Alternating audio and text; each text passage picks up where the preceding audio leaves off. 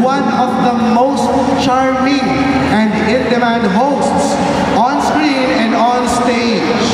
Mas magaling tong mag-host kaysa sa atin. At ngayong gabi, makakasama natin siya live na live to bring even more energy to the stage. Mga suki, please welcome Robbie Domingo! Ladies and gentlemen, mga kasuki all over the world, magandang gabi po. Sige nga mga kasuki, mag-ingay! That's the energy that we want. Hi! Hello, hello po. Hello po. With utmost reverence, G. Of course. Ako, right here. Kinalakaan ng marami na someone who's always busy, game, and on the go. Okay? Ako may panta talaga. Palaging may taking, may Hindi ang gumaganyan sa amin kanina. Yeah, malamang alam niya yan. Marami ka. Sobrang busy mo. Ang tanong namin, how do you remain na always productive ka?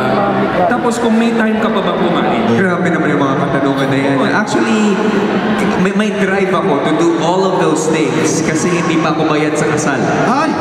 Oo. Ngayon, kailangan trabaho lang trabaho, but I love my work, I love my wife so much. Pero siyempre, meron tayong pagkakataon na minsan napapasok pa rin yung kain mo ng biglaan. Pag nagkaroon ka ng moment, di ba? And then, may mga pagkakataon din na late ka na magla-lunch na 3 p.m. because you are so busy. And minsan yung dinner, 11 p.m. na. Ako, Na-experience ba yun?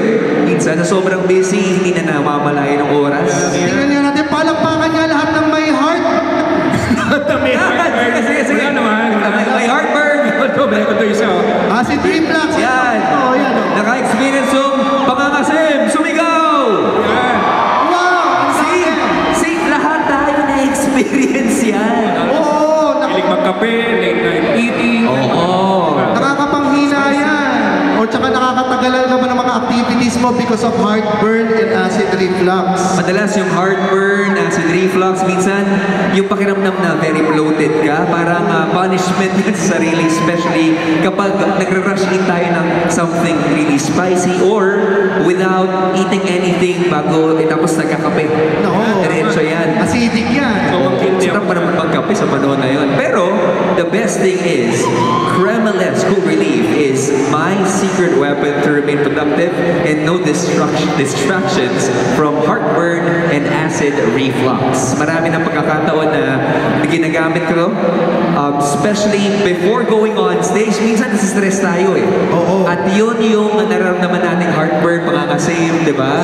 Pangangasim, yan. Yan. So, Cremeles Cool Relief is the best for me because of maraming benefits. Yung 1 minute fast relief, masarap and mura pa. 1 minute. 1 minute. Oh, mas matagal pa yung eviction sa PBB kaysa yung effect nito. Totoo yan. Kaya pala ginagamit na siya bago sumampa sa stage. Yes.